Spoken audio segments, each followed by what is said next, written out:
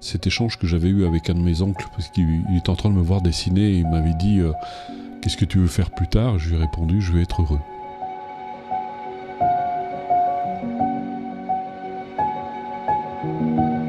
Et c'est pour ça que mon oncle m'a dit, mais c'est pas un métier ça, d'être heureux. Je dis oui, mais qu'est-ce que ça peut me faire d'avoir un métier? Je vois les gens qui sont autour de moi, ils ont un métier, mais ils sont pas pour autant, c'est pas pour autant qu'ils sont heureux.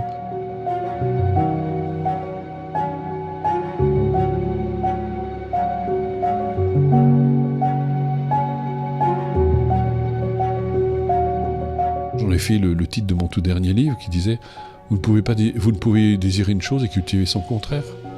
On ne peut pas aspirer d'un côté au bonheur et cultiver tout ce qui va finalement à l'encontre du bonheur. Mais qu'est-ce qui crée finalement ce bonheur?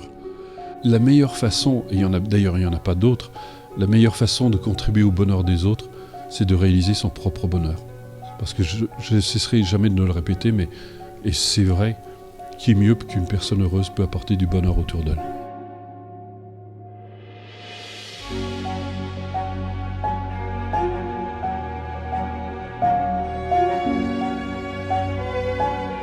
Et j'en ai fréquenté toute ma vie. Pour moi, ça a été un repère extraordinaire, c'était de voir tous ces sages que j'ai eu le bonheur de rencontrer et de me dire finalement, ils ont l'air tellement en paix, tellement heureux.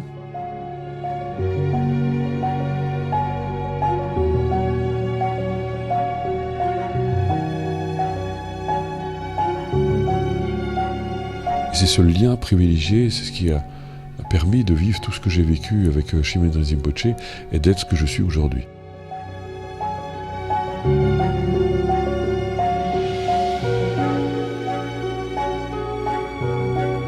Et ça vous tire justement vers autre chose. Et c'est pour ça qu'on crée ces retraites, c'est pour donner un contraste, pour vous montrer que vous pouvez vraiment vivre autre chose et autrement, et que vous n'êtes pas obligé de subir tout ce que vous subissez. Vous apprenez à vous respecter, à vous aimer, à prendre soin de vous, et en prenant soin de vous, vous apprenez à prendre soin des autres. Et donc tout le monde, justement, a le pouvoir de créer le bonheur.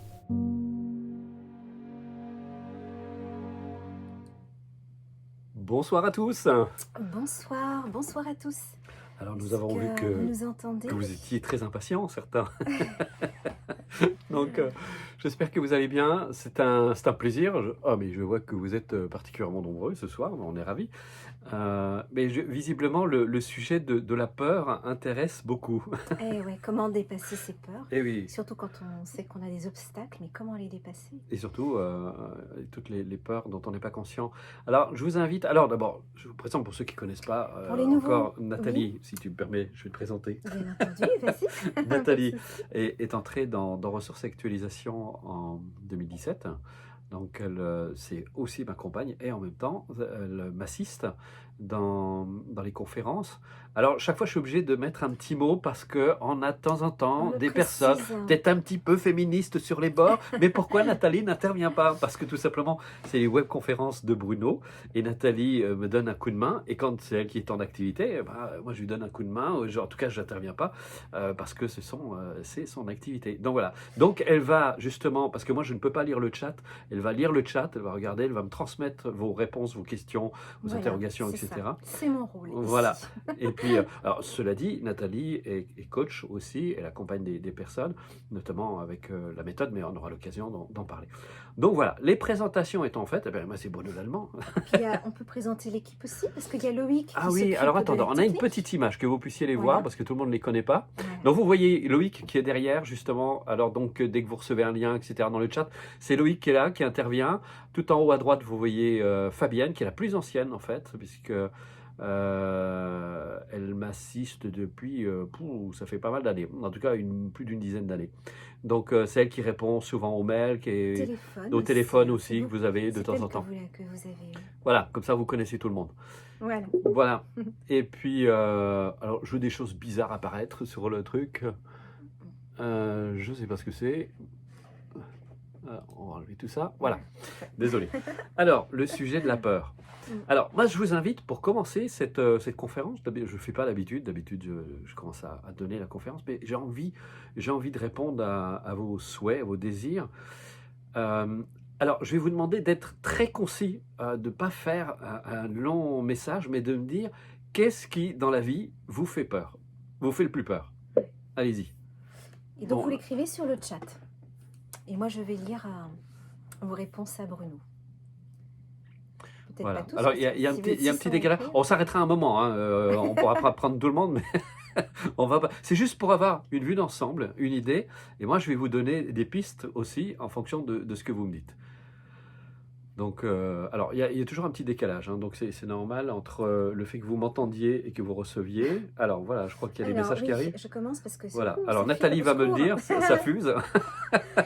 L'abandon, la Ouais. vie à deux, la solitude, moi-même, la peur d'avoir peur, Ouais. le futur, la mort, la dépendance, la solitude, peur de mourir, donc peur de vivre, la solitude totale, du souci pour nos enfants, le Covid, moi-même, de mourir en étouffant, l'abandon, le manque d'argent, la solitude, changer de travail, réaliser un objectif, peur de l'échec, peur de me tromper quand je fais un choix, peur de tomber du vélo, du ski, roller, pas le permis, peur des relations amoureuses, peur de l'insécurité financière. Moi, j'ai peur de mes pensées, Oh, peur de l'avenir, d'accord. Alors, on va arrêter là. peur de mal faire. Voilà, il va y en avoir encore d'autres. Je vous demandais juste d'arrêter maintenant. On va répondre. Vous voyez, les peurs sont extraordinairement nombreuses, hein. D'ailleurs, le sujet a été très largement développé par de très nombreux auteurs, par des psys, etc. Moi, je suis plutôt un pragmatique, donc on va aborder la question sous l'angle comment justement se libérer des peurs. Je ne vais pas entrer dans toute la dimension psychologique. Ça servira à rien. Et surtout, le problème, c'est que, comme disait Einstein, la théorie, c'est quand on sait tout sur tout, mais que rien ne marche. Et la pratique, c'est quand ça marche, mais on ne sait pas forcément pourquoi. Donc, on va plutôt être plutôt pratique. Alors, la peur, d'abord, une chose qui est très importante, elle est normale. Elle est liée à notre instinct de survie. Donc, c'est normal d'avoir peur. La question, c'est de savoir, est-ce que cette peur nous empêche de vivre? C'est ça, surtout, le problème. C'est que si vous traversez la rue et que vous ne faites pas attention, en tout cas c'est normal, il y a un danger potentiel, c'est tout à fait normal que vous ayez peur. Vous vous retrouvez, vous allez dans la jungle, vous êtes face à un tigre, vous ayez peur, ça me paraît tout à fait normal. Vous commencez, voilà, vous avez tiré sur vos comptes en banque, vous avez un petit peu exagéré, vous n'avez plus d'argent, puis vous êtes menacé d'être expulsé, que vous ayez peur, que vous flippiez, c'est un petit peu normal. Et je dirais que parfois, la peur, justement, est une bonne chose parce qu'elle peut nous stimuler.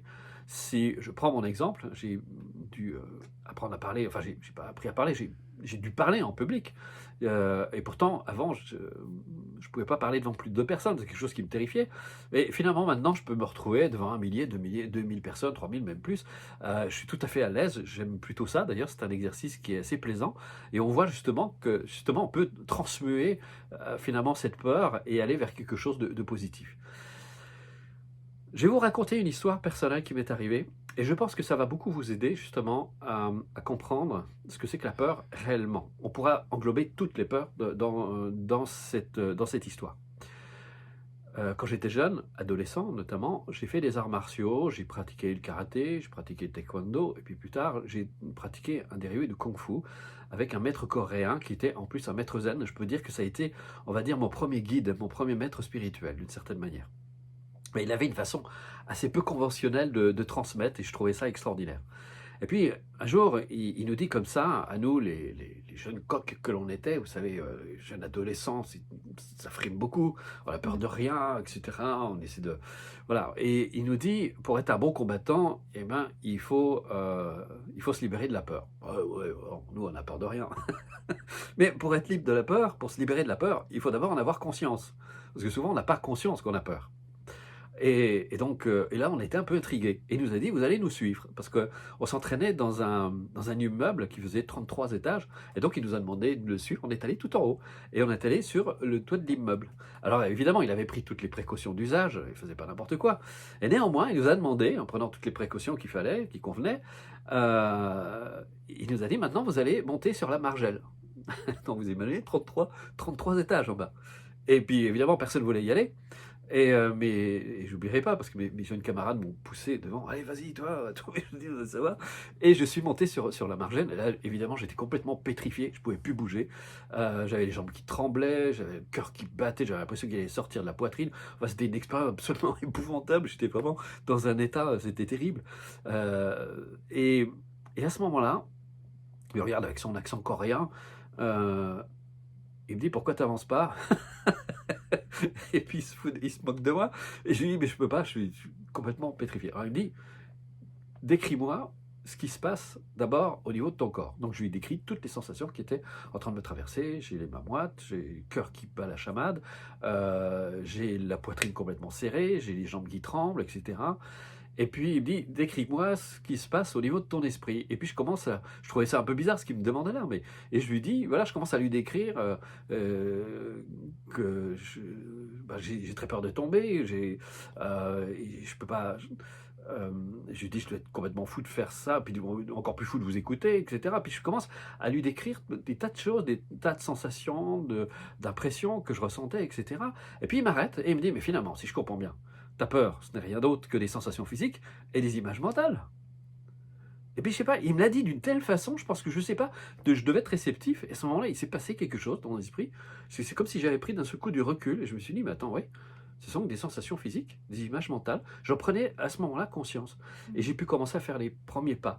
J'avais toujours peur, bien sûr, je ressentais plutôt, j'avais. Déjà, il faut enlever ce mot « j'ai ». Je ressentais de la peur. Entraînez-vous à dire ça. Je ressens de la peur. Et je ressentais de la peur, mais je continuais à avancer. À partir de ce jour-là, mon rapport à la peur avait complètement changé. Et ça, c'est la première chose aussi, de se libérer de la peur d'avoir peur. Parce que la peur, c'est justement, ce ne sont que des sensations physiques et des images mentales. Et ça, c'est très important. Une fois que vous avez compris ça, alors on va voir justement comment on peut entraîner notre esprit à ne plus s'identifier à la peur et à se libérer. Et puis, évidemment, que dire? Il y a toutes les peurs qui viennent qui sont masquées et qui se traduisent dans les actes. Parce que parfois, on pense ne pas avoir peur, mais que penser de la personne qui prend des risques inconsidérés, quelque part en arrière-plan, il y a une peur. Et puis, ça va prendre toutes sortes de formes. Regardez aujourd'hui, avec notre ami Covid-19, ce qui se passe. On voit des gens tout seuls dans la voiture avec le masque. Qu'est-ce qui risque? Il n'y a pas de réel risque dans une voiture où vous êtes tout seul. Moi, j'ai croisé des personnes dans les bois, tout seuls avec un masque. Je me suis dit, mais c'est fantastique. Elles ne vont pas choper le Covid dans le bois. C'est assez extraordinaire.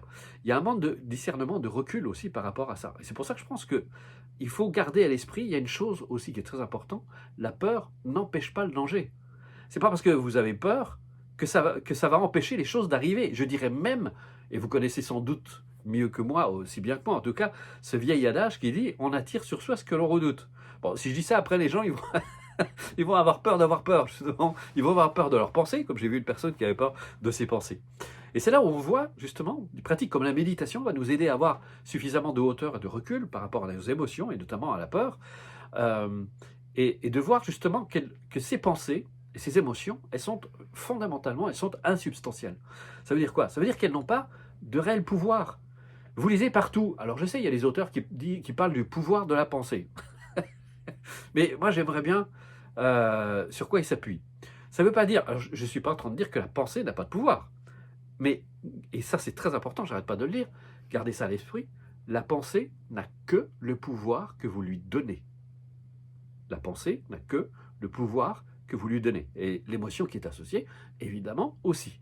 Et c'est simplement parce que ces personnes n'ont pas sondé leur esprit qu'elles ne se rendent pas compte que, en fait, et tout pratiquant de la méditation qui est suffisamment averti le sait très bien, c'est que justement on a la capacité de voir littéralement ses pensées et de ne pas s'y associer et de les laisser partir. C'est le principe même.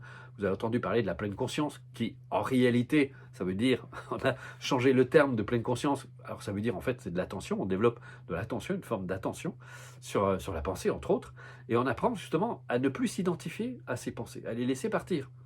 Et c'est comme ça qu'on voit que en fait, notre esprit a de moins en moins d'emprise sur nous. Vous pouvez, et c'est là où il faut faire, c'est très important de bien faire la distinction entre ressentir, éprouver une émotion et être emporté par cette émotion. C'est pas la même chose. Quand vous êtes emporté, en fait, vous êtes identifié à l'émotion. Quand vous la ressentez, vous pouvez la voir, effectivement, ça vous traverse, c'est des sensations physiques qui sont parfois pas toujours très agréables, sauf si c'est de la joie, si c'est une émotion de joie. Mais ces émotions, lorsqu'elles ne sont pas très agréables, évidemment, on n'a pas envie, mais néanmoins, on peut voir qu'on a la capacité de les ressentir, mais sans pour autant s'identifier. C'est-à-dire que vous ne partez pas avec...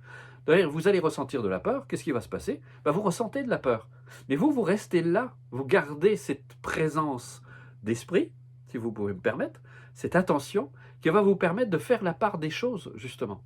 Alors, parfois, il y a des gens, et c'est l'expression consacrée, on dit, mais parfois c'est plus fort que moi. Je suis, bah oui, justement, c'est ça le problème, c'est que c'est plus fort que vous. Et c'est pour ça que vous devez devenir plus fort que ça. Et comment vous allez faire? Justement, c'est là où la pratique, et on va en parler de la pratique, parce que c'est le fond, comme je vous l'ai dit, moi je suis un pragmatique. Moi ce qui m'intéresse, c'est pas de savoir de quoi est composé l'eau, etc. Ce qui m'intéresse, c'est de savoir comment je peux nager si je tombe à l'eau. Et moi, c'est ce que je vais vous dire, parce que vous pouvez lire des tas de livres, vous remplir, comme disait Carl Gustav Jung, qui disait « une vérité intellectuelle est une piètre vérité ». Mais il a dit aussi, plus une pensée est ignorée par la conscience, plus elle a de chances de se transformer en destin. Et le problème, c'est que nous avons très peu conscience, justement, de nos pensées. Je sais que tu as comment aider un enfant de 11 ans qui a peur depuis tout petit. Et aujourd'hui, Tom, qui a 11 ans, est en train de t'écouter. Ah ben c'est magnifique. Alors, justement, Tom, tes pensées, regarde, tes peurs, c'est juste des sensations, c'est juste une sensation. Et c'est juste des images qui traversent. Mais ces images, si tu peux les regarder, en fait, elles ne vont pas rester dans le champ de conscience. C'est juste une pensée, tu peux ressentir. Et tu continues à faire ce que tu as à faire, malgré le fait que tu ressentes la peur. Et puis, évidemment, c'est de s'entraîner, et ça, on va en parler.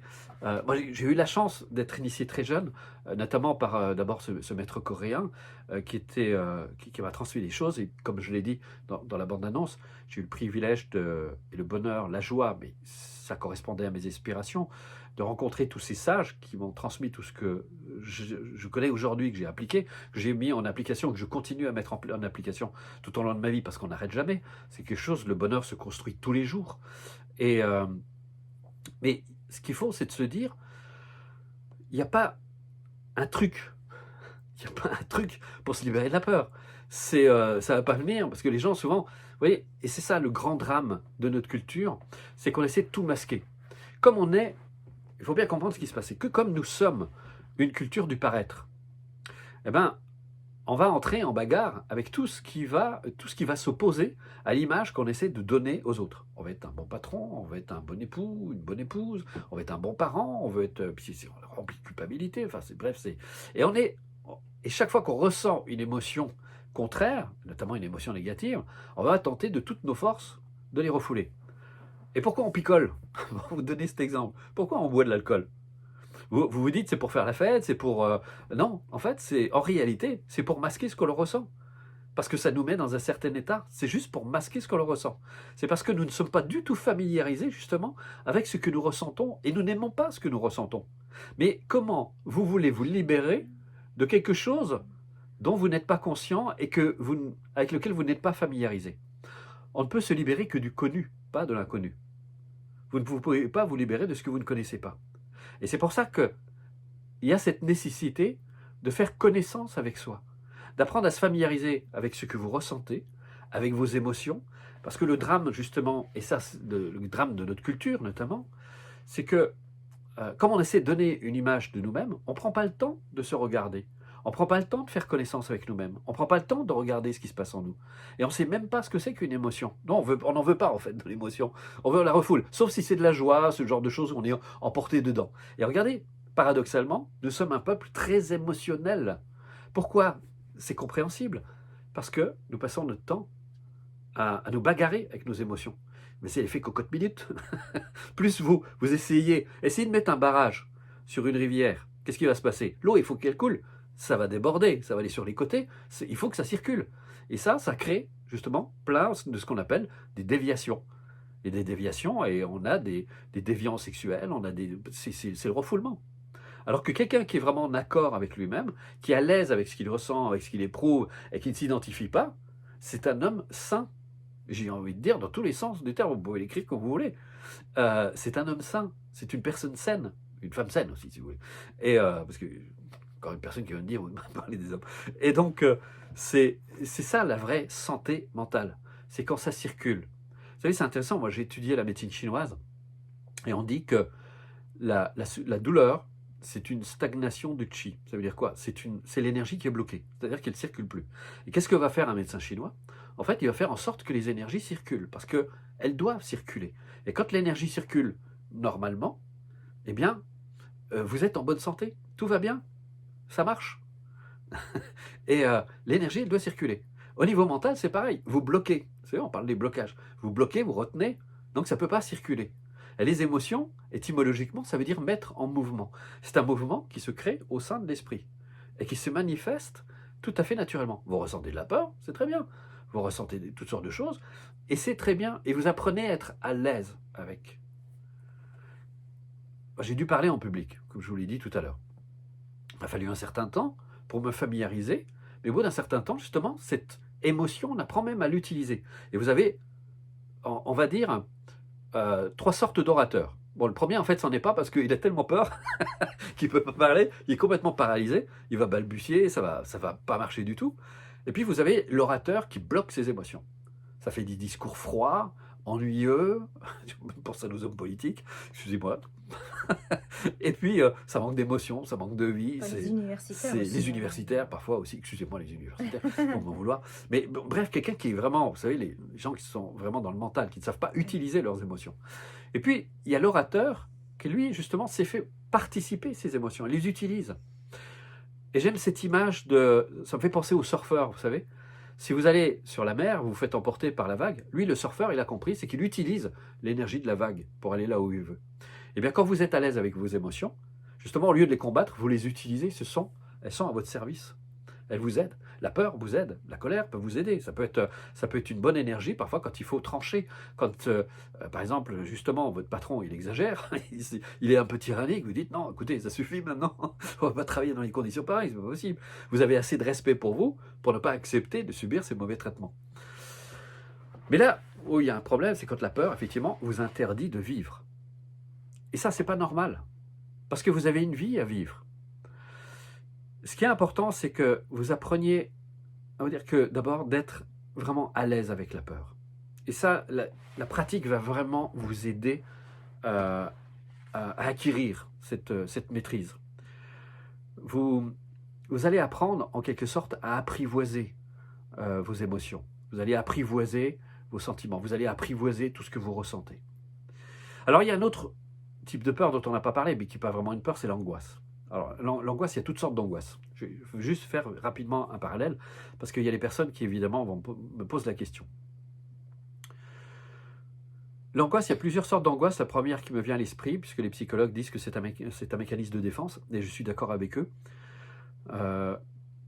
c'est que souvent, justement, vous angoissez parce qu'il y a un décalage très important entre vos aspirations et la vie que vous menez. Et ce décalage, parfois, elle devient tellement important que l'angoisse vient comme une sonnette d'alarme pour vous dire qu'est-ce que tu es en train de faire de ta vie. Il y a aussi quand vous faites des choix qui peuvent mettre en danger justement votre équilibre, votre santé, votre intégrité. Et l'angoisse va être là pour vous invertir. Donc là, à ce moment-là, l'angoisse n'est pas quelque chose de négatif, pardon. Et au contraire, elle vous alerte. Dès que vous êtes à nouveau en accord avec vous-même, vous êtes en paix, l'angoisse n'a plus de raison de se manifester. Il y a une autre forme d'angoisse aussi qui peut être véhiculée par une certaine intuition. Par exemple, vous ressentez une angoisse, quelque chose qui ne va pas, parce que peut-être que vous n'avez pas fait les bons choix, vous avez pris, je sais pas, vous vous lancez dans un projet, ou peut-être quelque chose que vous n'avez pas perçu, qui vous a échappé, ou un collaborateur qui ne fait peut-être pas ce qu'il faudrait. En tout cas, parfois vous sentez un truc qui ne va pas. Et vous dites, là, ça ne va pas. Et là aussi, l'angoisse vient encore vous prévenir de quelque chose qui ne fonctionne pas. Et puis, il y a les éternels angoissés qui, justement, ne vivent tout simplement pas leur vie. Parce qu'ils ont beaucoup de peur. La peur d'entreprendre, la peur de se lancer dans des entreprises. Mais gardez à l'esprit qu'encore une fois, je pense qu'il n'y a rien de pire. Certains ont parlé de la peur de la mort. Et quelque part, c'est peut-être bien d'y penser parce que je trouve que Comme disait Dalai Lama, si vous vous inquiétez pour votre mort, ne vous inquiétez pas, vous mourrez tous avec succès. Et j'ai la même philosophie que Dalai Lama quand il dit que à quoi bon m'angoisser pour quelque chose qui de toute façon va arriver. Donc vous allez mourir, vous n'avez pas à vous inquiéter, ça va arriver, et 100% des personnes qui sont mortes ont réussi. Donc vous n'avez pas de soucis à vous faire de ce côté-là. Ça va arriver, mais justement, ce qui est bien, c'est qu'il ne s'agit pas de prendre la mort à la légère, au contraire. Moi, j'ai accompagné des amis, j'ai accompagné ma mère, notamment dans la mort. C'est quelque chose qui est très important. La mort, en fait, c'est justement le moment le plus important de notre vie. Pourquoi? Parce que, et vous le savez, vous avez certainement, il y a assez de littérature là-dessus, on sait qu'au moment de la mort, il va y avoir une espèce de revue de la vie. C'est-à-dire qu'on va voir notre vie telle qu'on l'a vécue, mais aussi on va voir comment on aurait pu la vivre. Sauf que là, il est trop tard. Et il n'y a rien de pire, comme tous les sages le disent, il n'y a rien de pire que de mourir avec des regrets. Et finalement, vous allez voir, et pour ça, la mort est quelque chose de précieux, parce qu'elle nous permet de trier nos priorités. On va passer notre temps à procrastiner, à tergiverser, à éviter, à ne pas se confronter, etc. Parce qu'on a peur. Et finalement, la mort vient trancher tout ça. Moi, j'ai été confronté, j'ai failli mourir plusieurs fois d'ailleurs, dans ma vie. Et chaque fois, ça a été un rappel extrêmement précieux de me dire, mais qu'est-ce qui est important dans ta vie? Qu'est-ce qui est vraiment essentiel dans ta vie? Et on voit toutes les personnes qui ont été confrontées à la mort, soit à travers un cancer, etc., qui ont fini par guérir, qui sont revenus, qui ont vraiment pris conscience de ça. J'ai une personne qui venait dans une retraite, qui avait eu un cancer, et qui a dit, mais ça m'a vraiment secoué, ça m'a réveillé, et je me suis rendu compte que justement, je détruisais ma vie. Et elle a viré plein de choses dans sa vie, notamment son travail. Elle en a changé, elle a réduit ses activités, elle a commencé à prendre soin d'elle, à se respecter, à respecter la vie qu'elle incarne aussi, qu'elle aime. Et ça a été quelque chose pour elle vraiment de transformateur, et sa vie n'avait plus rien à voir avec. Et c'est vrai qu'on vit comme des fous, et aujourd'hui, dans cette société hyperactive, on parlait tout à l'heure avec Nathalie justement de la peur du manque, qui se traduit par une forme d'avidité. On veut tout acheter, on veut tout avoir, on veut tout faire, on veut tout vivre, on veut tout expérimenter, au point d'en oublier de vivre, tout simplement. Pour moi, vivre, c'est pas satisfaire, contrairement à ce que certains essaient, parce que je dois reconnaître qu'il y a de bons vendeurs qui vous disent qu'il faut que vous viviez vos rêves. Et qu'il faut, et ça c'est très américain, il faut avoir 100 rêves et de les satisfaire toute sa vie. Mais je me dis, c'est pas ça le bonheur. Parce que vous allez passer votre vie à courir après vos rêves. Mais peut-être que votre vie, c'est déjà d'être capable de la vivre maintenant, d'aimer vos enfants, de savourer ce moment que vous passez avec eux, de savourer ce moment que vous passez avec votre compagne ou votre compagnon. Et puis aussi, et commencer par vous aimer vous-même aussi. Et ça, c'est quand même quelque chose qui est assez précieux. Je dirais que il y a un adage zen qui dit « Rien n'est là-bas qui ne soit déjà ici ». Ça veut dire que si vous ne vivez pas maintenant, vous ne vivrez pas demain. C'est maintenant que la vie se vit. J'avais posé des questions d'ailleurs à Shimandri Rinpoche, je lui parlais des vies antérieures, il m'a répondu, je lui ai coupé court, il m'a dit « C'est maintenant qui compte ». Les gens, ils veulent vivre des tas de choses loin ou plus tard, mais ils ne prennent pas le temps de vivre maintenant. Alors, il y a aussi le piège, c'est d'accuser les autres, d'accuser la société, d'accuser les circonstances, sauf que les circonstances, c'est nous qui les faisons. Nous les faisons par notre attitude. Dans les méditations collectives, j'arrête pas de dire d'ailleurs, pour ceux qui sont déjà venus, on se plaint qu'il n'y a pas d'amour dans le monde, sauf que de l'amour, on n'en met pas. On n'arrête pas d'attendre, de prendre, mais on ne met pas d'amour dans notre culture. Et regardez comment les gens se comportent. Alors donc, voilà, maintenant, comment on fait? Comment on fait pour vivre? Comment on fait pour ne plus se laisser dominer par la peur? Parce que la peur, vous la vivrez toujours. Il faut apprendre à vivre avec et l'accepter. Et cette paix, vous allez la trouver. Je dirais que la peur aussi, c'est lié, on a peur parce qu'on n'a pas conscience de ce que nous sommes. On n'a pas conscience de notre vraie nature, de nos véritables potentiels, de nos capacités. On a peur parce qu'on ne réalise pas tout ce dont on est capable. On ne réalise pas toutes les qualités qu'on a. C'est aussi le problème de notre culture aussi. On nous apprend des tas de choses, on va à l'école, on nous apprend des choses certes utiles, mais peut-être pas l'essentiel justement, qui est justement d'apprendre à éveiller ses propres qualités humaines, ce qui va participer justement à notre bonheur.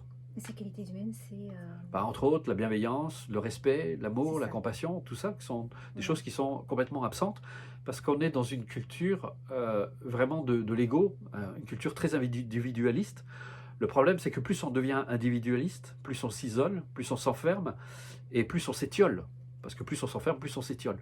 Et regardez, je trouve que l'exemple de ce qui arrive avec la situation sanitaire aujourd'hui le démontre bien. Ça montre notre fragilité et notre pauvreté. Euh, donc, je pense que là, maintenant, peut-être que, et je souhaite que cette situation particulière éveille les consciences, ouvre les gens et se rende compte qu'il y a des choses qu'ils doivent faire, justement, pour créer plus de bonheur, indépendamment des circonstances. Moi, le Covid ne me gêne pas du tout. C'est pas un obstacle parce que c'est, encore une fois, ça n'arrive pas par hasard. Rien n'arrive par hasard dans notre vie.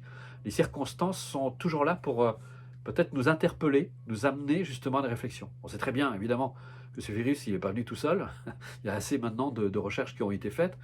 Et ça montre à quel point, justement, déjà, la position par rapport à notre corps.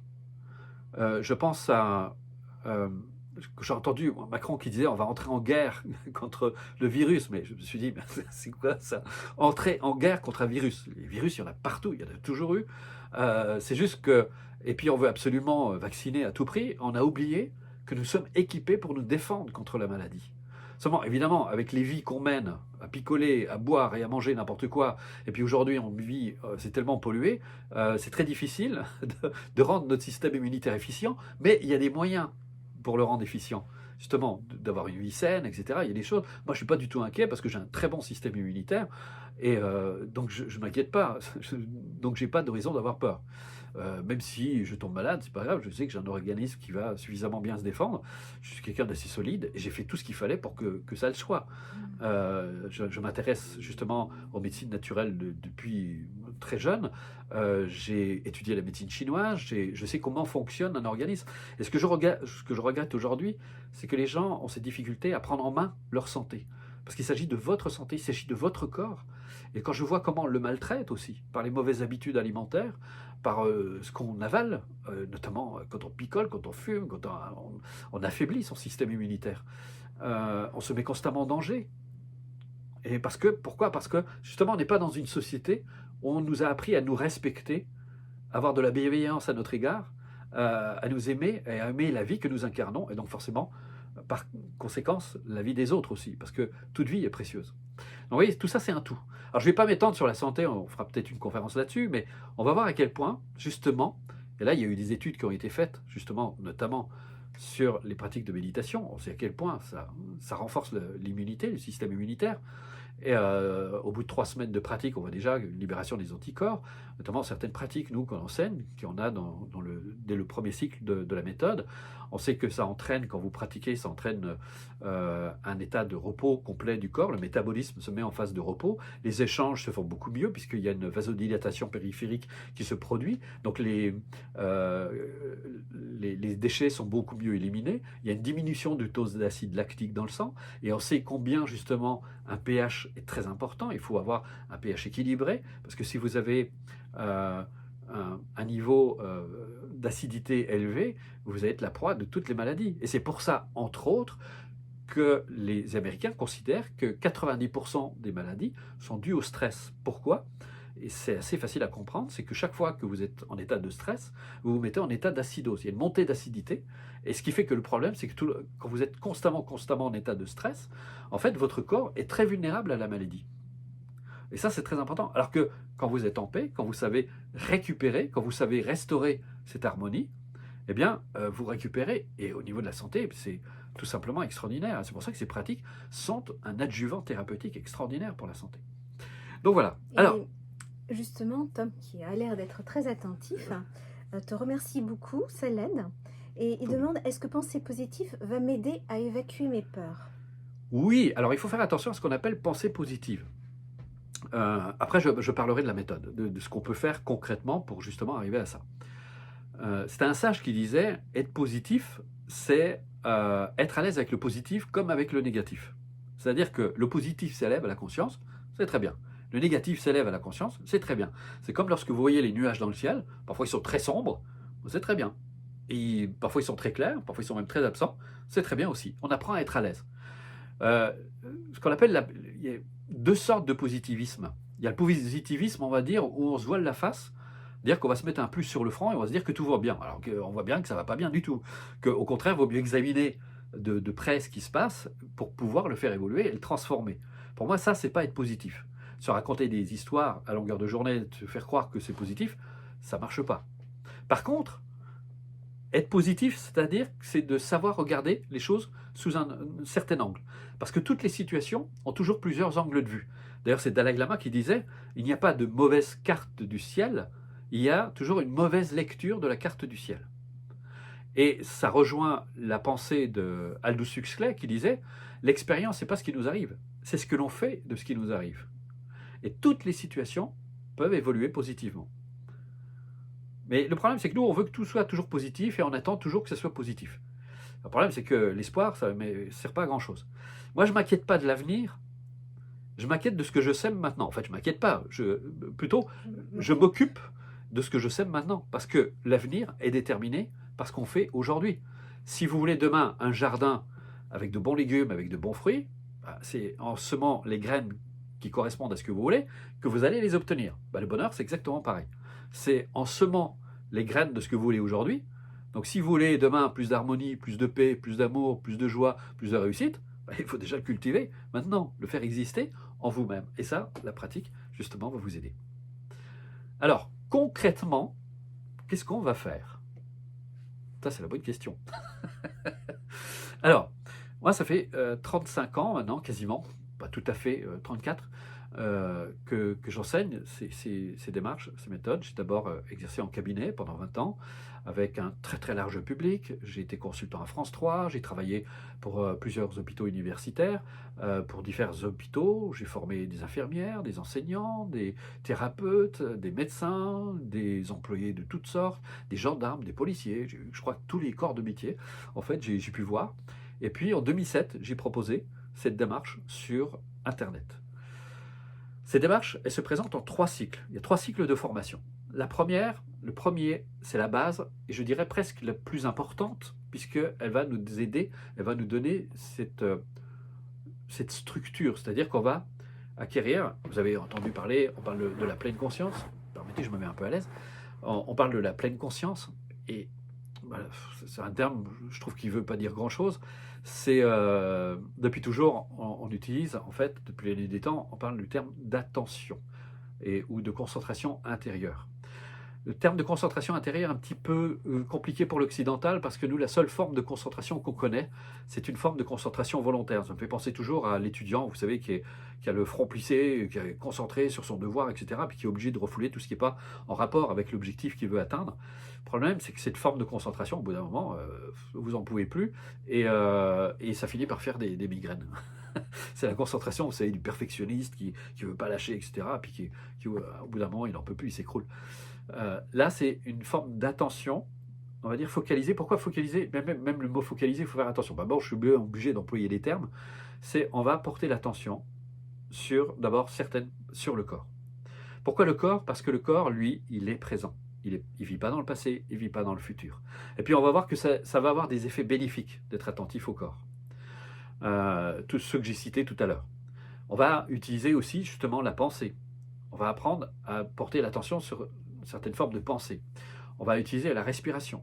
Et puis on va approfondir, on va même apprendre à utiliser notre corps, notamment même de faire une exploration du corps pour entraîner justement cette attention, cette forme de conscience. Et qu'est-ce qui va se passer? C'est qu'en entraînant notre esprit de cette manière, la conscience va gagner en stabilité. C'est-à-dire qu'elle va être beaucoup plus là, beaucoup plus dans l'instant, au lieu de suivre les pensées. C'est-à-dire que les pensées vont continuer à s'élever, mais nous, on va développer cette capacité à demeurer là présent. Ensuite, on va approfondir avec des techniques d'expansion du champ de conscience. Je ne vais pas entrer dans le détail pour ne pas créer de confusion. Vous avez tout le programme sur le site. Loïc va vous donner le lien, d'ailleurs, que vous pouvez voir. Et il y a le programme degré par degré. Alors, cette formation, parce qu'il faut bien parler de formation, là, je m'adresse qu'à des personnes qui ont envie de prendre leur vie en main. Ceux qui cherchent une méthode magique, vous n'êtes pas à la bonne adresse, je vous préviens tout de suite. Ça n'existe pas les trucs. Vous pouvez prendre des médicaments très forts, mais vous voyez les problèmes que ça crée avec. Là, on va dans le sens de la nature. On apprend à s'aimer, à se respecter, à entraîner. Et dans le plaisir, ça c'est très important. Donc, une fois que la conscience a gagné en stabilité, on peut aller beaucoup plus loin. Et là, c'est le deuxième cycle. Dans le deuxième cycle, on va pouvoir utiliser un grand nombre d'antidotes qui vont nous être utiles. Entre autres, un truc qui est très générateur d'angoisse, d'anxiété, c'est la culpabilité. Ça, c'est un poison mental dont il faut absolument se débarrasser. On a consacré toute une leçon à ça pour se libérer justement de cette satanée culpabilité qui, elle, est génératrice justement d'anxiété et d'angoisse. Il y a une pratique d'acceptation de soi. Ça, c'est très important d'apprendre à s'accepter aussi bien sur le plan positif, c'est-à-dire de reconnaître, de mettre de la conscience justement sur des qualités qui sont présentes, qui sont en nous. Et ça, on ne sait pas faire souvent parce qu'on a tendance à se dévaloriser, à regarder plutôt le côté négatif, etc. Mais on a plein de talents, on a plein de qualités, c'est important d'apprendre à les reconnaître. Mais aussi, on va apprendre à accepter ce qu'on appelle nos défauts. Mais comme disait un philosophe, un défaut, c'est une qualité, c'est un défaut qui sait se rendre utile. Donc on va apprendre justement à voir et à accepter ce qu'on considère comme négatif. Par exemple, considérer la colère comme quelque chose de négatif. Mais souvent, qu'est-ce qu'on fait? On combat la colère. Mais la colère, en fait, c'est une blessure qui masque souvent la peur et la tristesse. Et lorsque vous vous blessez, par exemple, ça ne vous viendrait pas à l'idée de taper sur la blessure. Vous allez en prendre soin. Bon, et en fait, c'est ce que vous faites. Quand vous vous faites du mal parce que vous avez éprouvé une émotion négative, vous vous tapez dessus. C'est ce qu'on appelle la double peine. Déjà, vous êtes triste, déjà, vous ressentez de la colère, qui est une souffrance, et en plus, vous vous en voulez d'être en colère. Ce qui ne résout pas absolument pas le problème. Alors bien sûr, parfois, vous faites des dégâts. Ça, c'est une chose. Mais le reconnaître est une chose, se culpabiliser en est une autre. Ensuite, on verra, il y a plein de pratiques. Il y a une pratique magnifique qu'on appelle l'équanimité des sentiments, qui est aussi un puissant antidote contre la culpabilité. Vous avez des techniques qui s'adressent au corps aussi pour favoriser le processus de guérison. Vous avez un exercice sur la confiance en soi, puisque beaucoup de peurs naissent d'un manque de confiance en soi. Justement, la personne qui n'ose pas s'affirmer parce qu'elle manque de confiance en elle. Elle manque d'estime d'elle-même aussi. Et tout ça, ça se cultive. Il y a aussi des pratiques pour renforcer la motivation, parce que la motivation, c'est un moteur. Ça a la même racine d'ailleurs que le mot moteur, la motivation. C'est ce qui nous fait avancer, qui nous fait aller en avant aussi. Donc vous avez plein de pratiques comme ça qui vous sont très utiles, qui se présentent comme autant d'antidotes. Et il y a des pratiques justement pour prendre du recul par rapport aux émotions. Il y a une très belle pratique d'ailleurs pour ça. Et puis ensuite, alors ça c'est un programme qui se déroule sur 12 semaines. Et puis après, vous avez un autre programme de 12 semaines, c'est le cycle 3. Là, on entre dans la connaissance de soi, la connaissance de sa vraie nature. C'est la connaissance de la vraie nature de toute chose d'ailleurs. Parce que c'est difficile de se libérer, comme je l'ai dit tout à l'heure, de quelque chose que l'on ne connaît pas. Et si vous n'avez pas conscience de la vraie nature de vos pensées, si vous n'avez pas conscience de la vraie nature de votre esprit, c'est très difficile de vous en libérer. Et là, il y a des pratiques, là on va beaucoup plus loin, puisqu'on aborde des notions comme la permanence, l'interdépendance, la vacuité, l'amour, mais là je parle d'amour inconditionnel, je ne parle pas d'amour attachement, d'amour affectif. On parle de compassion, de respect, il y a des pratiques qui s'adressent là à nouveau au corps, enfin, il y a la paix intérieure aussi, comment la générer, comment l'installer de façon beaucoup plus stable. Donc tout ça, c'est toute une démarche. Donc là, c'est très complet. Moi, j'ai enseigné ça pendant 20 ans au cabinet, c'était extraordinaire, on a eu beaucoup de demandes. Aujourd'hui, on a tellement de demandes, d'ailleurs, c'est ce que je vais faire après cette conférence. On ne peut pas prendre tout le monde, on est obligé de limiter parce qu'on fait un accompagnement. En plus, vous êtes accompagné au fur et à mesure que vous progressez. Alors, je vais vous expliquer comment ça se passe si et seulement si vous êtes intéressé. On va vous parler aussi des tarifs, parce que ça intéresse normalement. C'est vrai que ce sont des formations qui, normalement, si vous voulez, la plupart du temps, sont assez chères et tout le monde ne peut pas se payer. Mais nous, justement, ce n'est pas notre objectif. Notre objectif est de faire en sorte que tout le monde puisse accéder à ce genre de démarche. D'ailleurs, c'est pour ceux qui sont déjà allés chez un professionnel, que ce soit un relaxologue, un sophrologue ou autre, c'est entre 40 et 150 euros, voire 200 euros la séance. Donc vous voyez que ce n'est pas donné. Et là, vous voyez, vous avez 7 semaines de cours. Vous allez tomber sur les fesses quand vous allez entendre ce qu'on vous demande. C'est simplement ridicule. Donc, vous commencez la démarche, vous avez une leçon par semaine. Entre chaque semaine qui sépare les cours, vous allez vous entraîner. Et j'insiste, en vous faisant plaisir. Ça ne doit surtout pas être une contrainte, parce que si vous pratiquez dans la contrainte, vous allez très vite vous décourager, vous allez en avoir marre et ça ne va pas marcher. Il faut tout de suite que ça soit du plaisir, il faut avoir envie de le faire. On doit être animé un peu par un esprit de curiosité, en se disant, bah tiens, ouais, je vais voir ce qui va se passer, et d'avoir toujours l'esprit ouvert quand vous pratiquez, et d'être sans attente, pour pouvoir justement être disponible à la pratique. Et tous les jours, ça devient une espèce de petit rituel, ou je dirais même de moment à soi, qu'on s'offre. Je m'accorde mon petit quart d'heure, tous les jours, et je m'entraîne. Et c'est là où c'est intéressant, et là on a des études scientifiques qui démontrent les effets, parce que vous avez certainement entendu parler de la plasticité du cerveau, c'est-à-dire que quand vous vous entraînez à quelque chose, par exemple vous voulez apprendre les langues, vous voulez apprendre le piano, en fait il y a des circuits neuronaux qui vont se développer. Par exemple, si vous avez commencé du piano, au début c'est un peu difficile, vous avez un peu de mal. La deuxième leçon, vous avez l'impression qu'il y a quelque chose qui a changé. Troisième leçon, c'est un peu subtil, mais à force, et ça devient, vous devenez de plus en plus habile. C'est pour ça qu'on dit que l'adresse commence par la maladresse. Au début, on est très maladroit, puis après, ça commence à prendre. Parce qu'il se passe quelque chose, il y a un phénomène d'apprentissage qui se met en place au niveau de votre cerveau, ce qu'on appelle la plasticité du cerveau. Et c'est la plasticité, si vous ne l'abandonnez pas, vous pouvez entraîner votre cerveau jusqu'à votre mort. C'est un des seuls organes qui peut rester jeune jusqu'à la fin. Regardez Einstein, comme il était resté très alerte jusqu'à la fin de sa vie. Et les sages que j'ai rencontrés, qui sont fantastiques, à 90 ans, comme ils étaient avec une vivacité d'esprit, mais nous, on s'endort dans nos habitudes. Et comme vous entraînez, vous pratiquez, ça devient une habitude.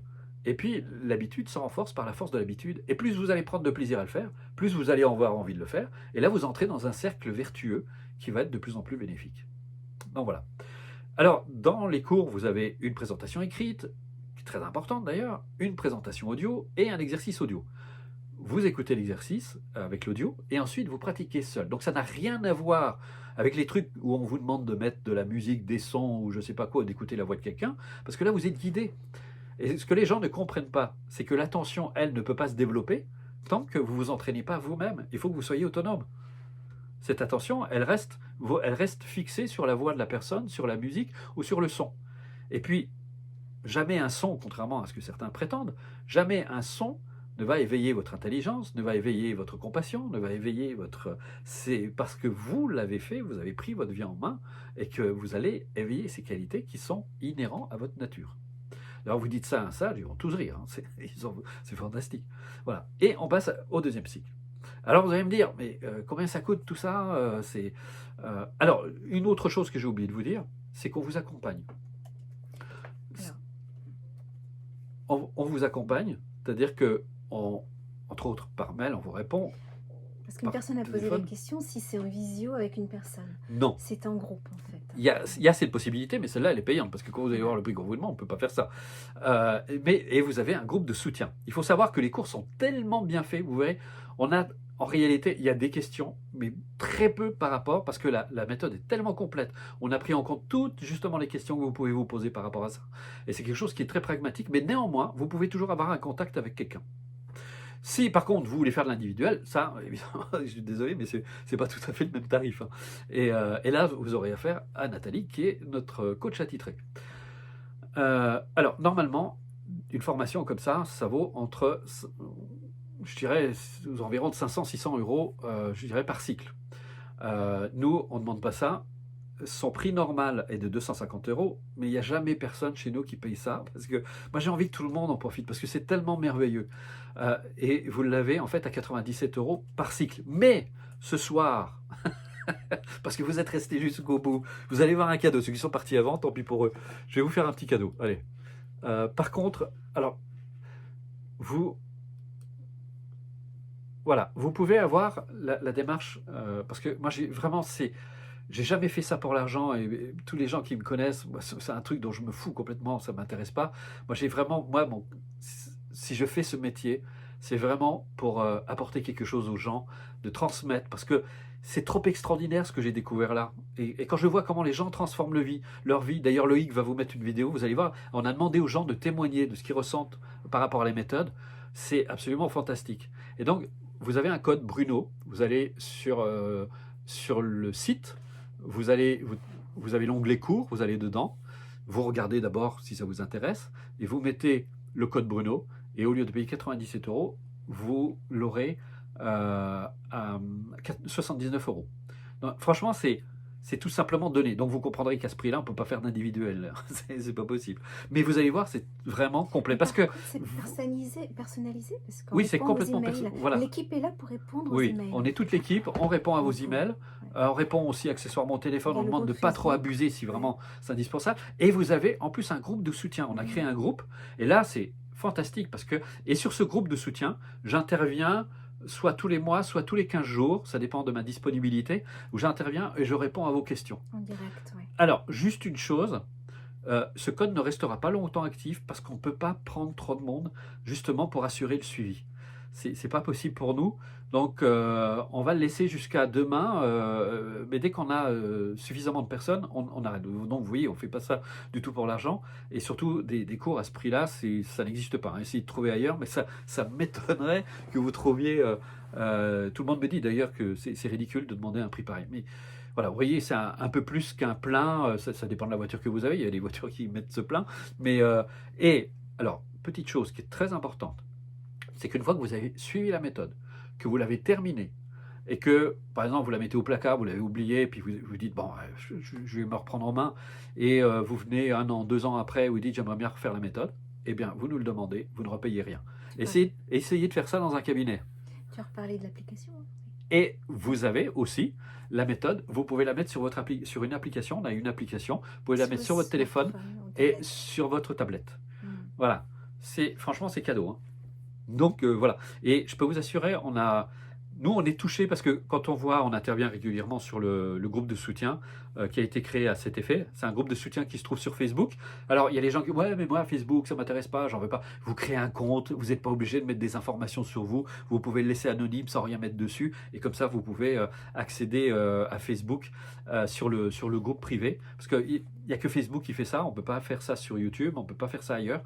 Donc là ça permet justement d'échanger, et il y a vraiment franchement une belle émulation. Les anciens aident les nouveaux, ils se soutiennent, les gens partagent justement quand ils sont confrontés à une difficulté, chacun s'apporte mutuellement quelque chose, et franchement c'est magnifique.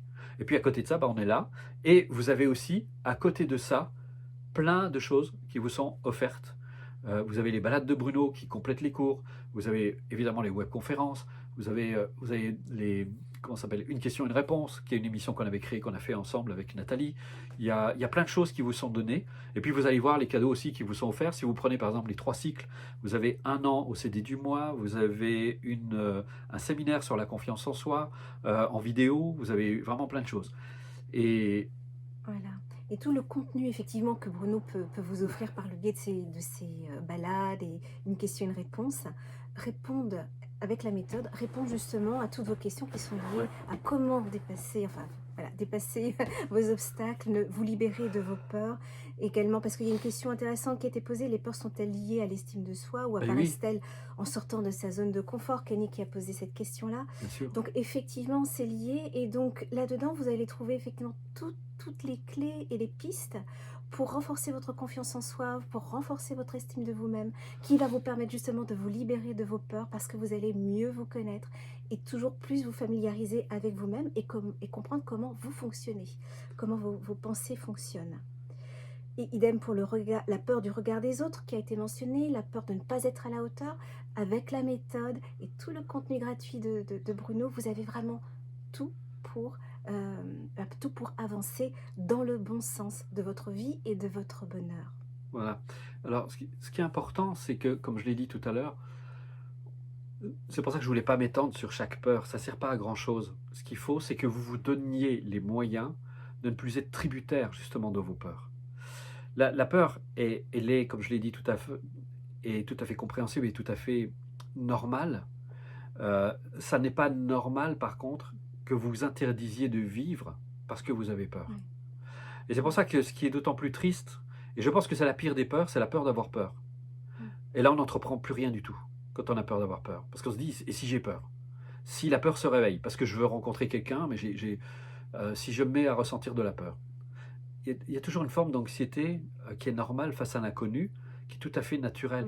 Mais vous voyez, ça, tout ça, c'est quand même lié à une société qui est complètement fondée sur le paraître, où on s'interdit de ressentir quoi que ce soit. Donc là, il est temps justement d'apprendre à être à l'aise avec ça, d'apprendre à faire connaissance avec soi, à faire connaissance avec tout ça, avec toutes ces instances, avec ces émotions avec lesquelles on est très peu familiarisé. Comme je dis souvent, c'est comme lorsque vous allez dans un lieu que vous ne connaissez pas au début, il y a toujours une forme de stress, une forme d'anxiété qui est tout à fait normale, jusqu'à ce que vous commenciez à vous familiariser avec ce lieu. Et plus vous allez vous familiariser avec ce lieu, plus vous allez être à l'aise. et vous saurez où aller chercher votre nourriture, vous allez faire connaissance avec les gens du coin, etc. Et le malaise que vous ressentiez au début, qui était tout à fait normal, a fait place à de l'ouverture, à de l'aisance, même de l'intrépidité. Avec nos émotions, toutes nos instances psychiques, c'est ça le problème, c'est que on n'apprend pas à les regarder, à les examiner. Comme j'ai dit tout à l'heure, finalement, une émotion, ce n'est que des sensations physiques et des images mentales. Mais on n'en sait rien du tout.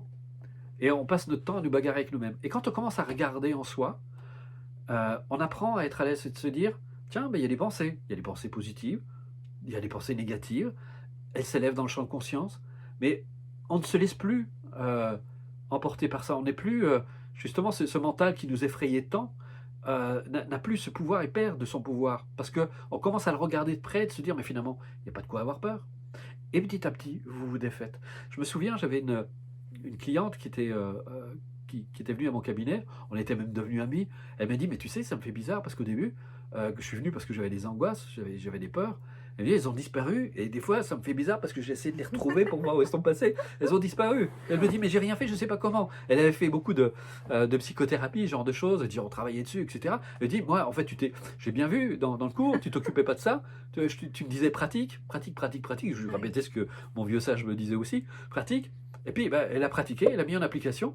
Et puis, elle s'est rendue compte que à force, eh bien, effectivement, ça disparaissait tout seul parce que, justement, vous apprenez à faire connaissance avec vous. Vous n'êtes plus un étranger pour vous-même.